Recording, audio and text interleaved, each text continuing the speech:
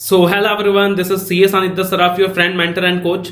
सो कैसे हैं आप? उम्मीद कर रहा हूं कि आप अच्छे हैं, आपकी प्रिपरेशंस अच्छी चल रही है। एंड अगेन आपकी प्रिपरेशंस को और बेहतर बनाने के लिए मैं लेकर आया हूं आपके लिए smart study plan for auditing. Smart study plan for auditing for CA final audit, right? तो देखो यार, हार्ड वर्क का कोई सब्स्टिट्यूट नहीं होता, हार्ड वर्क का कोई सब्स्टिट्यूट नहीं होता, मगर अगर आपको एक्सीलेंट रिजल्ट्स अचीव करने हैं तो आपको करना होगा हार्ड वर्क को कॉम्प्लीमेंट स्मार्ट वर्क के साथ। एक सीए फाइनल का स्टूडेंट तभी सक्सेसफुल हो सकता है, तभी अच्छे रिजल्ट्स अचीव कर सकता है, अपने ग्रुप्स क्लियर कर सकता है, रैंक लेके आ सकता है, अगर वो हार्ड वर्क को कॉम्प्लीमेंट करे स्मार्ट वर्क के साथ। स्मार्ट वर्क का जो फ्रेमवर्क है उसको हर सब्जेक्ट के अंदर अप्लाई करना पड़ेगा, and audit and law is not an exception. Smart work is something you have to implement, right? Because जो अपना सिलेबस है वो इतना वास्ट है, अपना जो सिलेबस इतना कॉम्प्रीहेंसिव है कि सिर्फ आप हार्ड वर्क करते चले गए ना तो कुछ नहीं होने वाला। At the end of the day you are going to get nothing in your hands. So that is why it is very important कि you must be a smart worker along with a hard worker. और मेरी कोशिश हमेशा यही रहती है कि आपको स्मार्ट वर्क करना सिखाऊं, राइट? स्मार्ट वर्कर बनो आप। अब देखो, कुछ बातें मैं शेयर करना चाहता हूं before starting with this plan for the smart study plan for auditing for CA final. Day one से एक चीज ध्यान रखो कि आप जितना भी पढ़ाई कर रहे हो, आप जितना भी पढ़ रहे हो, इवेंचुअली वो आपके काम तभी आने वाला है अगर आप उसको कम से कम 5 बार रिवाइज कर सको, और एग्जाम से पहले जो 1.5 डेज का टाइम मिलेगा उसके अंदर भी आप उसको रिवाइज कर सको। अगर आपने कुछ भी आज पढ़ लिया और आप उसको 4 से 5 बार रिवाइज नहीं कर पा रहे हो, और एग्जाम से पहले 1.5 डेज के अंदर रिवाइज नहीं कर पा रहे हो, तो एक चीज याद रखना, whatever you have studied is a complete waste of time. ये बात काफी सुनने में बुरा लगेगा आपको, बट सच्चाई है। ज्यादातर स्टूडेंट्स जब स्टार्ट करते हैं अपनी स्टडीज को, they are very aggressive in the beginning. शुरुआत का जो 6 महीना होता है, शुरुआत का जो समय होता है, जो फर्स्ट डिविजन होता है, उसमें दे आर वेरी एग्रेसिव। हर एक टॉपिक करना है, हर एक वर्ड स्टडी करना है, हर एक वर्ड लर्न करना है, स्टडी मैट का हर एक टॉपिक करना है, स्टडी मैट का हर एक शब्द पढ़ना है, और बहुत टाइम लगा देते हैं उस चीज में।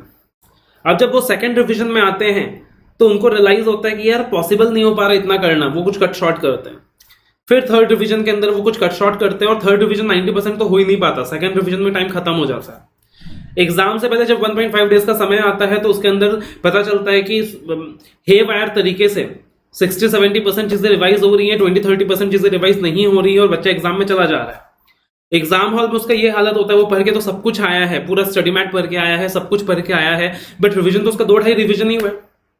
अब एग्जाम के अंदर जो इजी क्वेश्चंस भी आए हैं उनको भी वो क्वालिटी आंसर्स में रिप्रोड्यूस नहीं कर पा रहा, क्वालिटी आंसर्स लिख नहीं पा रहा। क्वालिटी आंसर्स लिखेगा कैसे? 2 रिवीजन से तो आप कभी क्वालिटी आंसर्स लिख ही नहीं सकते हो, राइट? बच्चे ने सब कुछ किया, कॉम्प्रिहेंसिव स्टडी करी, सब कुछ करा ये सोच करके मैं जाके वहां एग्जाम में बहुत अच्छे से लिख कर आऊंगा, पूरा पेपर लिख कर आऊंगा, लेकिन हुआ ये कि आप एवरेज आंसर्स लिख कर आ रहे हो। पूरे पेपर के अंदर आप एवरेज आंसर्स लिख कर आ रहे हो। 2 से 3 क्वेश्चन आपको याद भी नहीं था, 2 से 3 क्वेश्चन प्रैक्टिकल बेस में पूछा गया, आप उसको लिख नहीं पाए, 2 से 3 क्वेश्चन आपको याद नहीं आया, और बाकी आप पूरा एवरेज वे में आंसर्स को लिख कर आ रहे हो। और एवरेज आंसर्स जब आप लिखते हो, इंस्टीट्यूट आपको एवरेज से भी 72 मार्क्स देता है। अगर आप एक एवरेज आंसर लिखकर आते हो तो 4 में से 2 भी इंस्टीट्यूट दे दे तो इंस्टीट्यूट की मेहरबानी है, 4 में से 1 देने से भी इंस्टीट्यूट हेजिटेट नहीं करता if you write average answer. तो normally you write average answers, institute give you average marks, 4 में 2, उससे ज्यादा तो नहीं मिल पाता वहां पे। उसकी वजह से लास्ट में क्या होता है? उसकी वजह से लास्ट में ये होता है कि भैया एवरेज मार्क्स आपको मिले हैं और लास्ट में आप 40 नंबर भी नहीं ला पा रहे हो, आप 40 नंबर लाने के लिए भी स्ट्रगल कर रहे हो। ऑन द अदर हैंड, अगर आपने एक स्मार्ट फ्रेमवर्क फॉलो करा होता, आपने इंपॉर्टेंट टॉपिक्स के लिस्ट फिल्टर आउट किए होते, सारे चैप्टर्स के अंदर जो रेलिवेंट टॉपिक्स है उसके लिस्ट फिल्टर आउट किए होते, ये सोचा होता कि यार ये क्वेश्चन 4 नंबर का है तो मैं 2 पेज का आंसर तो लिख नहीं सकता, लेकिन अगर मैं आधा पेज का भी क्वालिटी आंसर याद कर लेता हूं तो मेरा काम बन सकता है। इस तरीके से अपने स्मार्ट टेक्निक्स लगाकर, टॉपिक्स को शॉर्टलिस्ट करके, हर टॉपिक के अंदर कंटेंट को शॉर्टलिस्ट करके, अगर आपने वहां 5 से 6 रिविजन कर लिए होते और बाकी बचे हुए टॉपिक्स के कम रिविजन हो जाते हैं, और फिर आप एग्जाम हॉल में जाते हैं, तो एग्जाम में एटलीस्ट जो 50 नंबर का पेपर आसान आएगा, इजी आएगा, because in every paper 50 marks something you get easy. कम से कम वहां पे आप क्वालिटी आंसर्स लिख कर आ पाते हैं। जब आप क्वालिटी आंसर्स लिखकर आ पाते हैं तो 50 में से 35-40 नंबर तो वहीं मिल जाता है, बिकॉज क्वालिटी आंसर्स के इंस्टीट्यूट 4 में 4 भी देता है, 4 में 3 तो देता ही देता है। तो आपके 50 में 35-40 तो वहीं आ जाते हैं, 35 मान लीजिए। उसके बाद आपका कॉन्फिडेंस एग्जाम हॉल में एकदम बूस्ट हो जाता। और बचे हुए 50 नंबर भी आपने कुछ ना कुछ तो पढ़ रखा है, प्रैक्टिकली आप कोरिलेट कर पाओगे कुछ चीजों को, कुछ चीजें जो 2 रिवीजन आपने कर रखी है उसके बेसिस में आपको याद आएगा, एंड अकॉर्डिंगली आप उस 50 नंबर में भी 15-20 नंबर सिक्योर कर लोगे। आपके 50-55 तो कहीं नहीं गए, कहीं भी नहीं गए, कहीं भी नहीं गए। तैयारी ज्यादा अच्छे से कर रखी है तो एग्जामिशन भी आएगा, 60 भी आएगा, 70 भी आएगा, और ऑडिट में आता है 70 मार्क्स भी आता है। हर अटेम्प्ट के अंदर स्टूडेंट्स को 70 आता है, 75, 76, 78 इस तरीके के मार्क्स ऑडिट में हर बार देखने को मिलते हैं। एंड एग्जामिशंस की बात ही छोड़ दो, hundreds of students get examination. तो प्लीज यार, सोचना बहुत आसान है, सुनना बहुत आसान है, प्रैक्टिकली उस चीज को जब आप सोच के देखते हो तब आप रियलाइज करते हो कि भैया स्टडी मैट का हर एक टॉपिक अगर आप करने जाओगे आप कहीं के नहीं रहोगे। प्रैक्टिकली वो चीज पॉसिबल नहीं है। You may disagree with me, you may dislike the video, that's your perception, but सच्चाई है ये। मैं हमेशा ये एडवाइस करता हूं कि आप शॉर्टलिस्ट करो चीजों को, सारे चैप्टर्स करो, काम की चीजें करो स्टार्टिंग में, एटलीस्ट कंफर्टेबल हो जाओ सारी काम की चीजों से। जब 2 रिवीजन कंप्लीट हो जाएगा कम टाइम फ्रेम में, आपको लगेगा कि आपका कंफर्ट जोन आ चुका है with all the important areas, तब आप 3rd रिवीजन में कुछ और एडिशनल चीजें ले लीजिए, फिर 4th रिवीजन में कुछ और एडिशनल चीजें ले लीजिए। तो इंस्टेड ऑफ कि 1st रिवीजन में सब कुछ कर लिया, पूरा सिलेबस कर लिया, 2nd रिवीजन में लिस्ट को कट शॉर्ट कर दिया, 3rd रिवीजन में कट शॉर्ट कर दिया, अपनी मेहनत को खुद बेकार कर रहे हो तुम। इससे अच्छा यार जब फर्स्ट टाइम स्टडी कर रहे हो तो काम की चीजें से स्टडी कर लो पूरी सिलेबस के अंदर। 2nd रिवीजन में कंफर्ट लेवल आ गया है, कुछ टॉपिक्स ऐड कर दो। 3rd रिवीजन में कंफर्ट लेवल थोड़ा सा और आ गया, कुछ टॉपिक्स ऐड कर दो। Accordingly you can add later on also, है ना। बट कम से कम इतना तो इंश्योर कर लो कि जो काम की चीजें हैं, जो पूरे सिलेबस के अंदर रेलिवेंट चीजें हैं, वो तो आपको याद रह जाए, वो तो आप रिटेन कर पाए, एटलीस्ट उतना तो इंश्योर कर लीजिए, राइट। आपके ऊपर है कि आपको किसको फॉलो करना है, क्या फॉलो करना है। एक 800 पेज की बुक लेकर पढ़ना स्टार्ट करना बहुत आसान है, बट उसको 3 बार रिवाइज नहीं कर पाओगे, 4 बार रिवाइज नहीं कर पाओगे। प्रैक्टिकल सच्चाई बता रहा हूं आपको कि आज जो मेरा ऑडिट का बुक है करीबन मान लीजिए 400 पेज का है, तो उस 400 पेज के लिए भी बच्चा स्टार्टिंग में पूछता है सर क्या ये कंटेंट सफिशिएंट है, और 1 महीने बाद 2 महीने बाद पूछता है कि सर प्लीज इसमें इंपॉर्टेंट मार्क करा दीजिए, इतना करना पॉसिबल नहीं हो पा रहा। बिकॉज आपको सिर्फ ऑडिट नहीं पढ़ना है ना, आपको साथ में 7 सब्जेक्ट्स और पढ़ने हैं। सिर्फ ऑडिट पढ़ना होता तो बात अलग होता, आपको साथ में 7 सब्जेक्ट्स और पढ़ना है। सर इंस्टीट्यूट अनकॉमन एरिया से क्वेश्चन पूछ लेता है, इंस्टीट्यूट अनएक्सपेक्टेड एरिया से क्वेश्चन पूछ लेता है, बिल्कुल पूछ लेता है, काफी बार पूछ लेता है, एग्री करता हूं मैं। जो अभी जुलाई 21 के एग्जाम्स था उसमें पूछा इंस्टीट्यूट ने, काफी अनएक्सपेक्टेड एरिया से क्वेश्चन पूछा, and paper was very critical, paper was very tough. तो सर उस सिचुएशन के लिए तो अपने को हर एक चीज करनी होगी, हर एक टॉपिक करना होगा। अरे भैया फिर से अपने दिमाग के फितूर को हटा दो यार, कर लो हर एक चीज। तुम स्टडी मैट को पूरा कवर कर लो, एक एक वर्ड पढ़ लो, तुम 800 पेज की किताब पढ़ लो, लास्ट में तुमको याद ही नहीं रहेगा। क्वेश्चन तुमको आता है, तुम पढ़ के गए हो, तुम एग्जाम में एवरेज आंसर लिख के आ रहे हो, इंस्टीट्यूट तुमको एवरेज आंसर दे रहा है, एवरेज मार्क्स दे रहा है, तुम 40 नंबर नहीं ला पा रहे हो, क्या फायदा उस चीज का।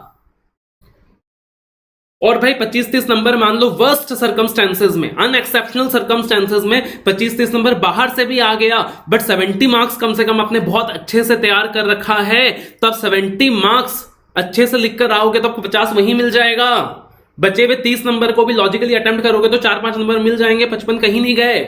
लेकिन सिर्फ अपने दिमाग में भर कर जाओगे सब कुछ कि मेरे को पढ़ना है, 100% पढ़ना है, 800 पेज की किताब पढ़नी है, इंस्टीट्यूट कहीं से भी पूछ सकता है, तो तुमको भैया 100 मार्क्स आता होगा, लेकिन फिर भी तुम एवरेज आंसर्स लिख के आ रहे हो, इंस्टीट्यूट तुमको एवरेज मार्क्स दे रहा है। लेकिन अगर तुम स्मार्ट वर्क के साथ करके एग्जाम में गए हो और 70 मार्क्स तुमको बहुत अच्छे से आता है, तुम 70 में 55 ला सकते हो बहुत आराम से, इंस्टीट्यूट देता है। एमसीक्यू में फुल मार्क्स मिलेंगे, इंटीग्रेटेड केस लॉज में फुल मार्क्स मिलेंगे, और आजकल जो डिस्क्रिप्टिव केस स्टडी सिनेरियो है वहां भी इंस्टीट्यूट 4 में 4 देता है, अगर आपके आंसर्स अच्छे हों, क्वालिटी ऑफ आंसर्स अच्छे हो। तो प्लीज इस चीज को ध्यान रखो, बाकी आपकी मर्जी है, मेरा काम है आपको गाइड करना। मैं ये नहीं कह रहा कुछ छोड़ो, पूरा सिलेबस पढ़ो, हर एक चैप्टर पढ़ो, पहले काम की चीजें पढ़ लो, 2nd रिवीजन में ऐड ऑन कर दो, 3rd रिवीजन में ऐड ऑन कर दो, जितना ऐड ऑन कर सकते हो, बट पहले भी श्योर कि आपको 70-80 मार्क्स एटलीस्ट अच्छे से आता हो, हर चैप्टर के अंदर जो काम की चीजें हैं कम से कम उतना अच्छे से आता हो। That is what my advice will be, right.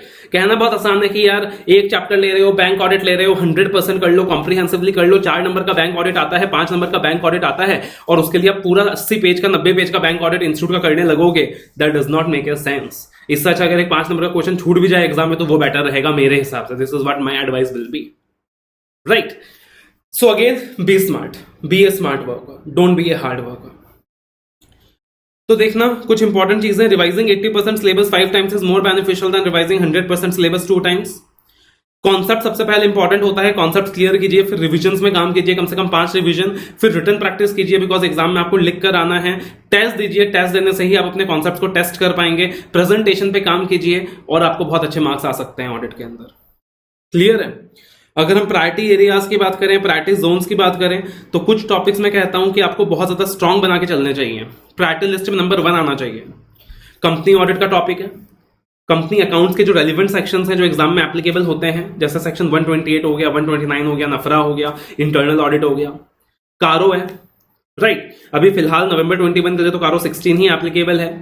May 22 onwards देखेंगे कारो 20 एप्लीकेबल होता है या 16 एप्लीकेबल होता है। देन प्रोफेशनल एथिक्स है, देन स्टैंडर्ड्स ऑफ ऑडिटिंग है। स्टैंडर्ड्स ऑफ ऑडिटिंग के अंदर भी standards of auditing is very broad, पूरा वॉल्यूम पढ़ने जाओगे पागल हो जाओगे। इससे अच्छा भैया स्टैंडर्ड्स ऑफ ऑडिटिंग में हर स्टैंडर्ड में काम के कॉन्सेप्ट्स आने चाहिए। एग्जाम में 30 नंबर का स्टैंडर्ड आ रहा है, आपको 20 नंबर भी आता है, मैं खुश हूं। 20 नंबर अच्छे से लिख कर आ जाओ। पूरा वॉल्यूम करने के चक्कर में जाओगे, कुछ याद नहीं रहेगा, कंफ्यूज हो जाओगे। ठीक है, तो स्टैंडर्ड्स ऑफ ऑडिटिंग में एटलीस्ट मेन कॉन्सेप्ट्स ये आपकी प्रैक्टिस लिस्ट नंबर 1 में होनी चाहिए। अब आप मान के चलो कि कंपनी ऑडिट, कंपनी अकाउंट्स, कारो, code of ethics, this will fetch you 25 to 30 marks in examination. कभी कभी कम भी हो जाता है वेटेज, कभी कभी कम भी हो जाता है, कभी कभी ऐसा होगा कि सिर्फ 15 नंबर के वेटेज दिखेगा आपको, कभी 40 नंबर भी हो जाएगा। तो इससे अपना पढ़ने का मेथडोलॉजी चेंज नहीं कर दोगे। अरे इंस्टीट्यूट ने 10 नंबर के ही पूछा इन टॉपिक्स में से, अगली बार मैं इसको कम इंपॉर्टेंस दूंगा, ऐसा नहीं है। अगले अटेम्प्ट में हो सकता है 50 नंबर दिख जाए, हम तो एवरेज मान के चलते हैं। स्टैंडर्ड्स ऑफ ऑडिटिंग के मेन कॉन्सेप्ट्स, स्टैंडर्ड से भी नॉर्मली 30-35 मार्क्स का आ जाता है। वेटेज कम भी हो सकता है, इंक्रीज भी हो सकती है, हो सकता है सिर्फ 20 नंबर का वेटेज बने, हो सकता है कि 40 नंबर का वेटेज आ जाए। 30 मार्क्स आप एवरेज मान के चल सकते हो, at least main topics. Then all the small topics in types of audit.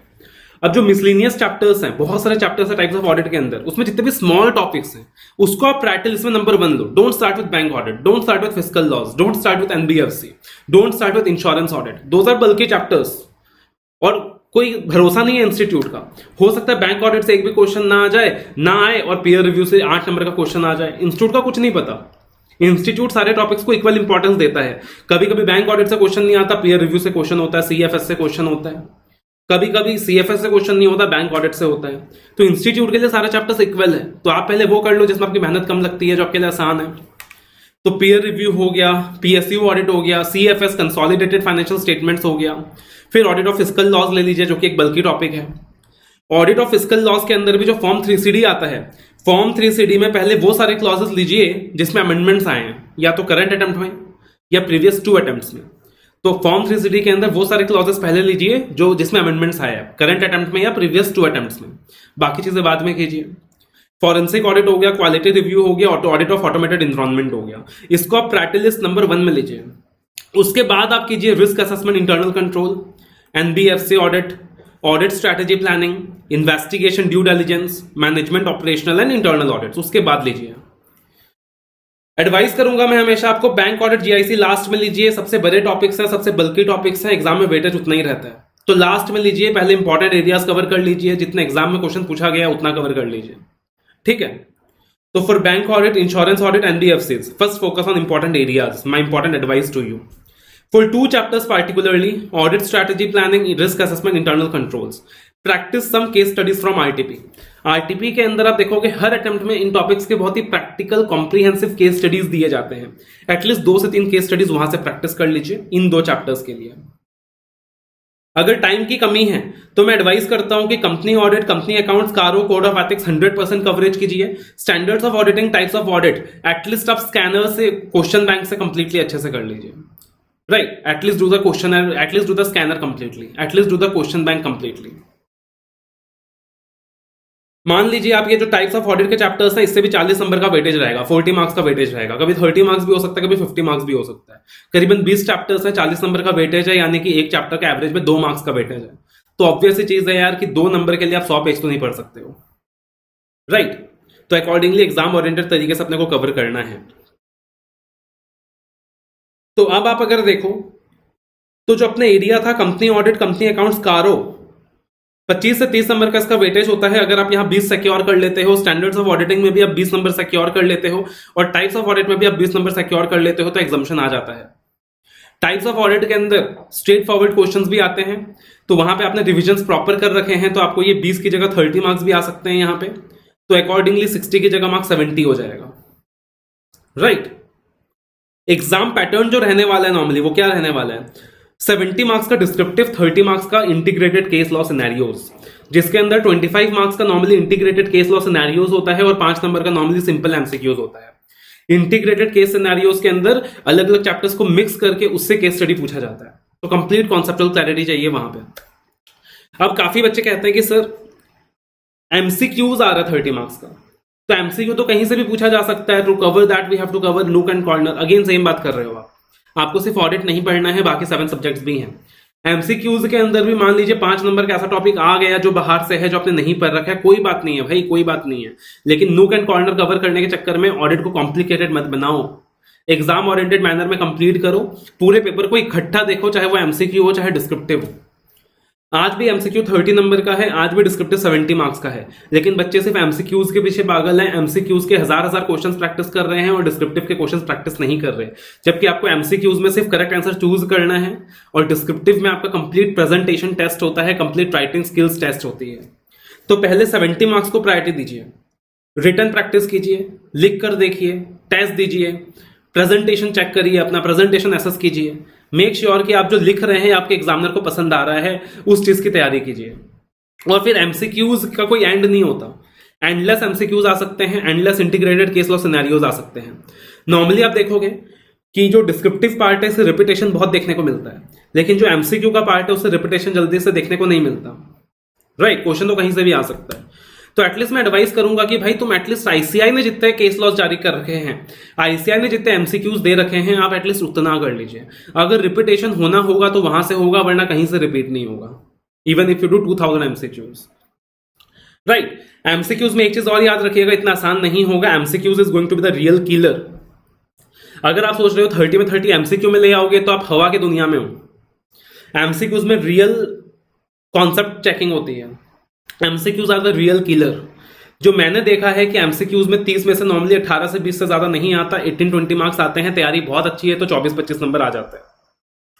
तो आप मान के चलो कि अपने को 30 में से 20 नंबर एमसीक्यू में स्कोर करना है, जो इजीली स्कोर हो सकता है। 10 से 12 नंबर के क्वेश्चन इजी होंगे, 8 मार्क्स मैनेजेबल होंगे, 10 marks out of the box होगा। तो जो आउट ऑफ द बॉक्स होगा उससे हम 3 से 4 नंबर सिक्योर कर लें, हमारा काम चल जाएगा। और जो इजी और मैनेजेबल पार्ट है उसमें एटलीस्ट हम 90% सिक्योर कर पाए, मतलब 18 मार्क्स। तो अकॉर्डिंगली 30 में से 22 मार्क्स तक हम एमसीक्यू में टारगेट कर सकते हैं, 22 तक एमसीक्यू में टारगेट कर सकते हैं। 30 में 30 टारगेट करना रियलिस्टिक नहीं है। पेपर आसान आता है, आप ले आते हो तो बहुत अच्छी बात है। 70 मार्क का जो डिस्क्रिप्टिव क्वेश्चन है उसमें एक इंटरनल चॉइस मिलता है आपको। नॉर्मली आपको पैटर्न ये दिखाई देगा कि 35 मार्क्स का क्वेश्चन रिपीटेड है, 15 मार्क्स का क्वेश्चन रिपीटेड तो नहीं है but based on repeated question है, बेस्ड ऑन पास्ट क्वेश्चन है। और 20 नंबर का क्वेश्चन तो आप मान के चलोगे हर बार आपको नया दिखाई देगा, आउट ऑफ द बॉक्स दिखाई देगा। मान के चलिए हर बार नया दिखाई देगा, आउट ऑफ द बॉक्स दिखाई देगा। जिन बच्चों ने स्मार्ट मैनर में पढ़ाई करी है, स्टडी मैट का हर टॉपिक तो नहीं करा है, जहां लग रहा है कि स्टडी मैट का कोई टॉपिक है जिसकी रेलेवेंस बहुत ज्यादा कम है, उसको थोड़ा सा कम इंपॉर्टेंस भी दिया है, तो हो सकता है कि 70 मार्क्स का क्वेश्चन आपको पेपर में आता हो, 30 मार्क्स का ना आता हो, that might be a possibility. और जो बच्चा 100% कवरेज करके गया है, हर एक टॉपिक करके गया है, उसको हो सकता है कि 85 मार्क्स आता हो, 15 मार्क्स ना आता हो। जो स्मार्ट वर्क को, स्मार्ट प्रिंसिपल्स को फॉलो करके गया है, हो सकता है 70 मार्क्स आता है, 30 मार्क्स नहीं आता, दूसरे को 85 आता है, 15 मार्क्स नहीं आता। लेकिन जिस बच्चे को 85 मार्क्स आता है, 15 मार्क्स नहीं आता, वो लिख के आएगा 85 मार्क्स के एवरेज आंसर्स, क्योंकि उसके रिविजन्स कम हुए हैं। लेकिन जिस बच्चे को 70 मार्क्स आते हैं, 30 मार्क्स नहीं आता, वो लिखकर आएगा 70 मार्क्स के एक्सीलेंट आंसर्स, क्योंकि उसके रिविजन ज्यादा हुए हैं, उसने प्रैक्टिस में काम करा है, प्रेजेंटेशन भी उसका अच्छा है। और इवेंचुअली वो बच्चा जिसको 70 मार्क्स का पेपर आता था, वो ज्यादा सिक्योर कर जाएगा। ये एग्जाम की सच्चाई है, क्योंकि उसने जो लिखा है बहुत अच्छे से लिखा है। और जब 70 मार्क्स आप अच्छे से लिख चुके हो तो रिमेनिंग 30 मार्क्स में भी आपका दिमाग काम कर जाता है, सही सही लिखकर आ जाते हो। एमसीक्यूज के लिए, इंटीग्रेटेड केस लॉ सिनेरियोज के लिए मैंने आपको एक ब्रह्मास्त्र फाइल भी दिया है, सारे स्टूडेंट्स को फ्री ऑफ कॉस्ट अवेलेबल है ब्रह्मास्त्र फाइल, जिसमें जितने भी आईसीआई के इंटीग्रेटेड केस लॉज हैं उनके बेसिस में मैंने इंपॉर्टेंट पॉइंट्स बनाकर दिए हैं। अगर ब्रह्मास्त्र फाइल कर लेते हो तो आईसीआई के सारे केस लॉज आसानी से हो जाते हैं। मैं नहीं बोलता उससे क्वेश्चन आएगा, बट आने की प्रोबेबिलिटी है, आने की प्रोबेबिलिटी है। अब मान लीजिए बच्चों का कंसर्न रहता है कि सर व्हाट इफ ऑडिट का पेपर इज एक्सट्रीमली टफ। तो मान लीजिए जुलाई 21 अटेम्प्ट, अभी जो रिसेंट अटेम्प्ट था, audit new syllabus the paper was extremely tough. But even in that paper if you analyse the paper, तो 35 मार्क्स तो इजी था। ऐसा कोई पेपर नहीं बन सकता दुनिया में कि 35 मार्क्स भी आसान ना हो। और 35 मार्क्स मैनेजेबल था, मतलब इजी नहीं था बट ठीक है मैनेजेबल है अगर आपने रिविजन अच्छे कर रखे हैं। और 30 मार्क्स तो एक्सट्रीम टफ था, एक्सट्रीम टफ, मतलब लिखना बहुत मुश्किल है। अब देखो दो सेट ऑफ स्टूडेंट्स होते हैं, एक ये 30 मार्क्स एक्सट्रीम टफ को देखे और डर गए, अरे भैया क्या पूछ लिया इंस्टीट्यूट ने, मेरे को कुछ नहीं आता, कहां से पूछ लिया, क्या पूछ लिया, अरे सानिध्य सर ने ये टॉपिक नहीं कराया था, अरे मेरे ट्यूशन टीचर ने ये टॉपिक नहीं कराया था, इससे आ गया, अरे पता नहीं आईसीआई ने out of the study mat पूछ लिया। एकदम बच्चा पैनिक हो गया और पता चला कि भैया जो 70 मार्क्स वो लिख सकता है वो भी अच्छे से लिख नहीं पा रहा। दूसरा स्टूडेंट सोच रहा है कोई बात नहीं, सेम पेपर पूरे देश के लिए आया है, 30 मार्क्स एक्सट्रीम टफ है, डरो मत, देखो मेरे स्कोरिंग जोन्स क्या हैं। उसने कामली सिचुएशन को अटेम्प्ट किया, अपने स्कोरिंग जोन्स आइडेंटिफाई करे, स्कोरिंग जोन्स में काम किया, 2 घंटे स्कोरिंग जोन्स में लगाए और लास्ट का 1 घंटा अपना नॉन स्कोरिंग जोन में लगाया। और वो कामनेस के साथ उसने काम करा, पता चला 50-55 नंबर वो इजिली लेकर आ गया, उसको कोई तकलीफ नहीं हुई, उसको कोई दिक्कत नहीं हुई। So it all depends upon the mind कि आपका माइंड आप किस तरीके से चला रहे हो एग्जाम हॉल के अंदर।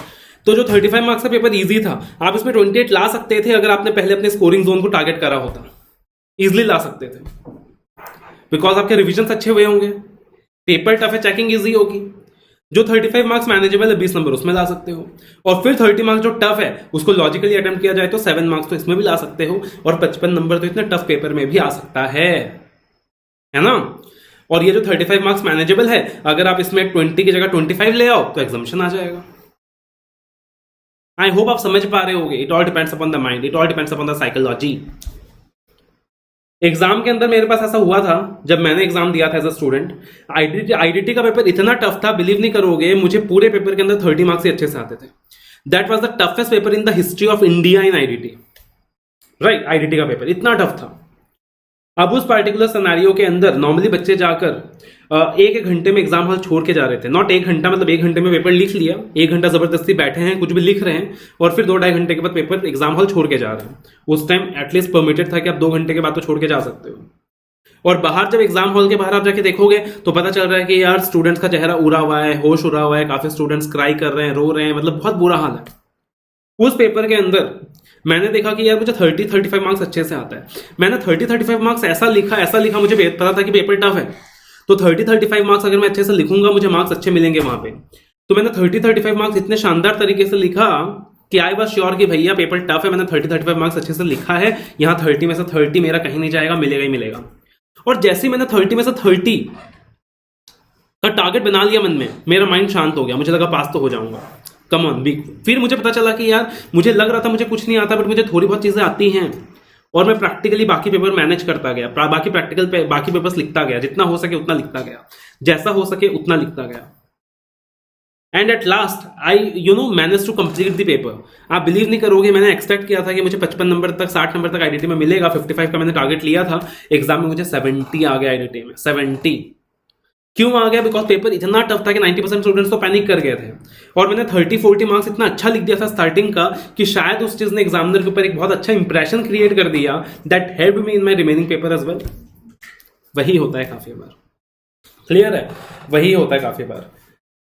तो सेम चीज आपको सारे पेपर्स के लिए ध्यान रखना है। एक लास्ट इन्फॉर्मेशन आपको देना चाहता हूं कि अगर आप ऑडिट की क्लासेस ले रहे हो, लॉ की क्लासेस ले रहे हो, किसी भी टीचर से ले रहे हो, तो एक चीज हमेशा ध्यान रखना कि मान लीजिए आप नवंबर 21 के लिए क्लासेस ले रहे हो, सपोज आपने जुलाई में क्लासेस लिया, नवंबर 21 के लिए लिया, या सितंबर में क्लासेस लिया, नवंबर 21 के लिए लिया, तो जो आपको अमेंडमेंट्स मिलेगा ना, मतलब जो बुक आपको मिलेगा, जो आपको क्लास मिलेगा, वो सिर्फ मई 21 तक अमेंडेड होगा। काफी बच्चों का कंप्लेन आता है, सर मैंने नवंबर 21 के लिए क्लासेस लिया है, तो नवंबर 21 के अमेंडमेंट उसमें इनकॉर्पोरेटेड क्यों नहीं है? आपको समझना पड़ेगा कि अमेंडमेंट इंस्टीट्यूट एग्जाम से 2 महीना पहले रिलीज करता है, 2-2.5 महीने 3 महीने पहले, तो प्रैक्टिकली उस चीज को बुक में इनकॉर्पोरेट करना पॉसिबल नहीं हो पाता, इसलिए आपको वो अमेंडमेंट शीट हमेशा अलग से ही मिलती है। अगर आप मई 22 के लिए क्लासेस ले रहे हो तो आपको नवंबर 21 तक के अमेंडमेंट्स इनकॉर्पोरेट हुए मिलेंगे, अगर आप जैन फेब में क्लासेस ले रहे हो, राइट। अगर आज आप जुलाई में क्लासेस ले रहे हो, जुलाई 21 में फॉर मई 22, तब आपको सिर्फ मई 21 तक का ही क्लासेस मिलेगा, मई 21 तक का ही अमेंडमेंट्स मिलेगा। अब आप बोलोगे सर नवंबर तक का क्यों नहीं? बिकॉज प्रैक्टिकली सोचो अभी तक तो नवंबर का अमेंडमेंट आया ही नहीं है, तो वहां आपको सिर्फ मई 21 तक का अमेंडमेंट मिलेगा। तो आप जब भी क्लास परचेज करते हो, उसके प्रीवियस अटेम्प्ट तक का अमेंडमेंट आपके बुक में इनकॉर्पोरेटेड होता है, क्लास में इनकॉर्पोरेटेड होता है। उसके आगे के जो अटेम्प्ट्स हैं उनके अमेंडमेंट्स आपको अलग से करने होते हैं। हर टीचर अपने यूट्यूब चैनल में नॉर्मली आज की तारीख में अमेंडमेंट्स डाल देता है। तो फॉर एग्जाम्पल आपने नवंबर 22 के लिए क्लासेस लिए सितंबर 21 में, तो जो क्लासेस होंगी वो अमेंडेड होंगी टिल मई 21। अब आपको नवंबर 21, मई 22, नवंबर 22 इन 3 अटेम्प्ट के अमेंडमेंट क्लासेस अलग से देखने होंगे। या फिर अगर आपने मुझसे क्लास ली है तो ऑल्टरनेटिवली आप अपने एग्जाम से ठीक 1 महीना पहले, 2 महीना पहले, 3 महीना पहले संजीवनी कोर्स भी ले सकते हो कि पूरा रिवीजन भी हो जाए और साथ ही साथ अमेंडमेंट भी कवर हो जाए। That is something you can do. या फिर हर अटेम्प्ट का अमेंडमेंट टीचर रिलीज करता ही है। और अमेंडमेंट्स अपने को डरने की जरूरत नहीं होती, बिकॉज अमेंडमेंट बहुत माइनर होते हैं। जब आपने पूरा मेजर सिलेबस कवर कर लिया तो माइनर चीजों से क्या डरना। रैदर अलग से जब आप अमेंडमेंट्स करते हो तो उसका एक फायदा होता है कि आपको अलग से पता है कि okay this is the amendment, और अमेंडमेंट वाले एरिया से क्वेश्चन आने के चांसेस ज्यादा होते हैं, तो आपके लिए फायदा हो जाता है, नुकसान नहीं होता। Right, so that was just a small update regarding the amendments. बाकी आपके प्रिपरेशन को और बेहतर बनाने के लिए, स्मार्ट स्टडी को और फैसिलिटेट करने के लिए मैंने प्रोवाइड किया है आपको revisionary voice clips. Use my revisionary voice clips that are very very beneficial for you all, जो कि आपको मेरे टेलीग्राम चैनल में मिलेगा, अपनामेंटर.com जो हमारा वेबसाइट है वहां मिलेगा। तो revisionary voice clips is something कि सुबह शाम उठते बैठते जागते just here the voice clips, पता चलेगा कि आपने अपना पूरा सिलेबस 10-20 बार रिवाइज कर लिया। राइट, उसके अलावा रेगुलर बेसिस में गाइडेंस, अपडेट्स, मेंटरिंग, काफी कुछ आपको मिलता रहेगा मेरे साइट से ऑन माय टेलीग्राम चैनल। तो stay connected with me in my Telegram channel. Right, if you want to purchase my classes, fast track, regular, anything, you can purchase from my website www.apnamentor.com। मेरे classes की duration हमेशा कम होती है। Fast track 50 घंटे में होता है, regular 100 घंटे में होता है, क्योंकि हम स्मार्ट फ्रेमवर्क को फॉलो करते हैं। Right, we follow the smart framework, और स्मार्ट फ्रेमवर्क को फॉलो करके क्लासेस का ड्यूरेशन कम हो जाता है। रिविजनरी वॉइस क्लिप्स के थ्रू आप देखोगे कि पूरा सिलेबस आप 6-7 घंटे में रिवाइज कर सकते हो। राइट, बिकॉज वहां पे स्मार्ट तरीका यूज हो रहा है, और प्रैक्टिकली पता चलेगा कि आपका दोस्त 50 घंटे में एक बार भी सिलेबस को रिवाइज नहीं कर पा रहा, वॉइस क्लिप को यूज कर करके सिलेबस को 7 बार रिवाइज कर चुके हो 50 घंटे। तो that is the difference that is created. So hopefully ये सारी चीजें आपके काम आएंगी। जो भी बातें मैंने बोली है, अगर 100 में से 10 बच्चा भी उस पर रिलाई करता है, भरोसा करता है, अच्छे रिजल्ट्स लेकर आता है, तो मुझे लगेगा कि मेरा मेहनत सक्सेसफुल हो गया, मेरा वीडियो सक्सेसफुल हो गया। बाकी जो नहीं मानना चाहते उसका हम कुछ नहीं कर सकते, उसका तो भगवान भी कुछ नहीं कर सकता। All the very best, love you all, take care.